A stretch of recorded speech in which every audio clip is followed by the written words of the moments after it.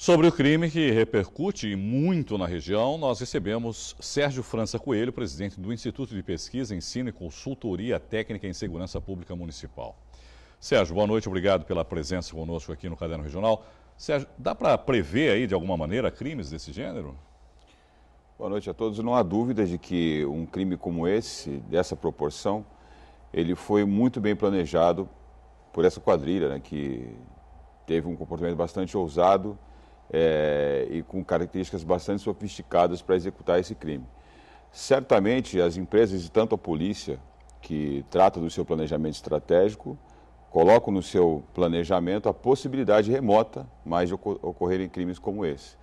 E, na verdade, o que a gente pode perceber é que muita coisa precisa ser revista no nosso planejamento. A polícia não está preparada para crimes desse tipo, é isso, Sérgio? Como você disse, foi muito bem planejado, tem toda uma logística, o crime, carros de fuga, carros foram abandonados, a maneira como eles entraram na empresa e tal. A polícia está preparada para esse tipo de ocorrência? Eu acho que o momento não é para crítica gratuita, né? Eu acho que a polícia mostrou a sua capacidade de resposta, mas é claro que a gente compreende que para o nível de agressividade que foi empregado pelos criminosos e o tipo de armamento utilizado, evidentemente que a polícia não teria condições de responder na mesma proporção no momento em que o fato estava ocorrendo.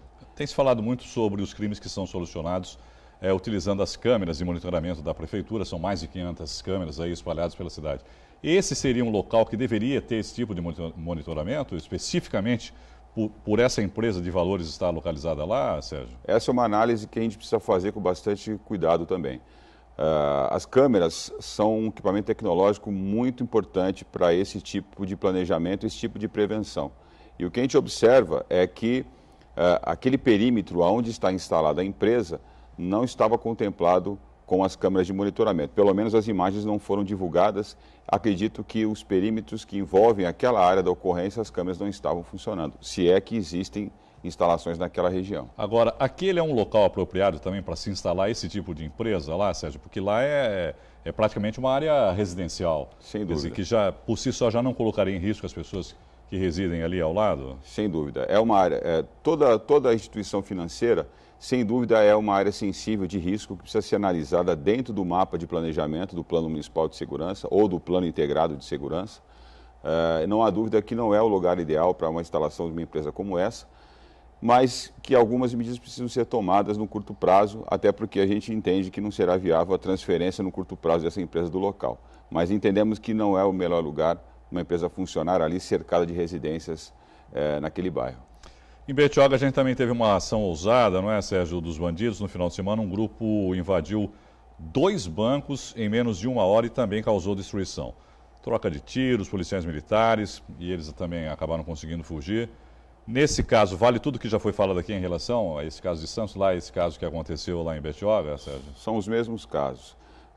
Toda ação que tem esse tipo de iniciativa, ela de uma certa forma é analisada o risco que vai ser o resultado dessa ação, né? Então, é preciso que as autoridades discutam melhor esse planejamento, inclusive as licenças para esses locais, para esses bancos, para que possam planejar com uso de tecnologia, de sensores, e inclusive mapeando as possíveis rotas de fuga que já são previsíveis nesse tipo de ação que a gente presenciou, tanto no caso aqui de Santos, quanto no caso de Betioga e tantas outras cidades que a gente vem acompanhando pelos telejornais. Essa é uma empresa de segurança patrimonial. Houve falta de segurança na empresa de segurança, Sérgio?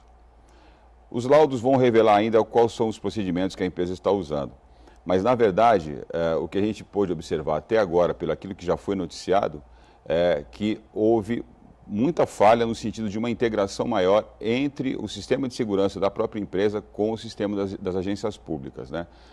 O que a gente percebe num momento, numa análise mais superficial, os fatos são muito recentes, é que não havia um dispositivo de integração mais eficiente que permitisse uma pronta resposta das agências públicas diante de uma ação tão ousada como essa que a gente observou na última madrugada. E quanto à Polícia Militar, houve falta de policiais em relação à Polícia Militar ou então houve falta de inteligência, de um serviço de inteligência para tentar evitar esse tipo de roubo, de acontecimento?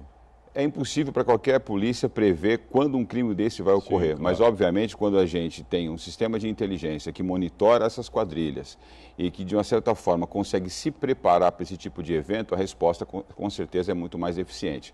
Infelizmente, a gente tem sentido esse crescimento, essa escalada desse tipo de crime contra o patrimônio, especialmente contra as instituições financeiras, e isso nos leva a refletir da necessidade do endurecimento das penas contra esse tipo de crime, especialmente os crimes que atentam contra a vida, que precisam ser revistos pelo Congresso Nacional. Na verdade, muito tem se falado sobre o endurecimento das penas. Eu, particularmente, sou contra esse tipo de discussão, onde só se discute o aumento de penas para diminuir a criminalidade no país.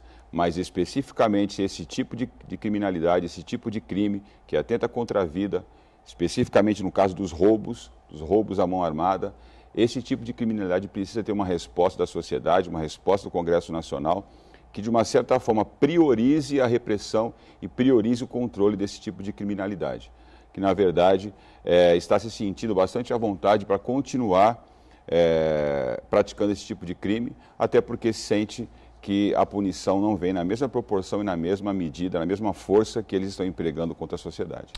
Agradecer aqui o Sérgio Francis Coelho, presidente do Instituto de Pesquisa, Ensino e Consultoria Técnica em Segurança Pública Municipal. Sérgio, muito obrigado pela entrevista e uma boa noite para você. Boa noite, obrigado.